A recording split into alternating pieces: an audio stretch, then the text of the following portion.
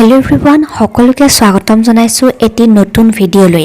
অসমৰ অন্যতম এগৰাকী জনপ্ৰিয় অভিনেত্ৰী হৈছে অমৃতা গগৈ। আপোনালোকে বাৰু অমৃতা গগৈৰ অভিনয় চাই কেনেকুৱা পায় মোক কমেণ্ট কৰি জনাবচোন। বৰ্তমান তেওঁ পাক কথা নামৰ যিটো শ্ব' চলি আছে সেইটোতো তেওঁ হোষ্টিং কৰি আছে। আপোনালোকে বাৰু তেওঁৰ শ্ব' পাক কথা চাইছেনে সেয়াও মোক কমেণ্ট কৰি জনাবলৈ নাপাহৰিব। আৰু অমৃতা গগৈৰ ফালৰ পৰা আছে এটা ভাল খবৰ।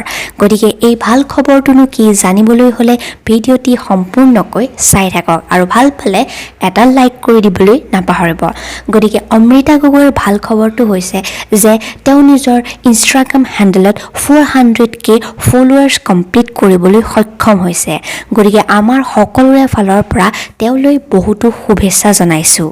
আৰু অমৃতা গগৈৰ কণমানি ৰিধিক আপোনালোকে বাৰু কেনেকুৱা পায়? মোৰ কিন্তু ৰিধিক বহুত বেছি মৰম লাগে। গতিকে ৰিধিৰ দুটামান ভিডিঅ' এই ভিডিঅ'টোৰ জৰিয়তে মই আপোনালোকক দেখুৱাবলৈ চেষ্টা কৰিম। যদিহে ভিডিঅ'টো ভাল পাইছে তেনেহ'লে প্লিজ এটা লাইক কৰি দিব আৰু আগলৈও আমাৰ চেনেলৰ যোগেদি আপোনালোকে অসমীয়া অভিনেতা অভিনেত্ৰীসকলৰ আপডেট হ'ব সকলোতকৈ আগতীয়াকৈ পাই থাকিব। সেয়েহে চেনেলটো ছাবস্ক্ৰাইব কৰি থ'ব। Thank U.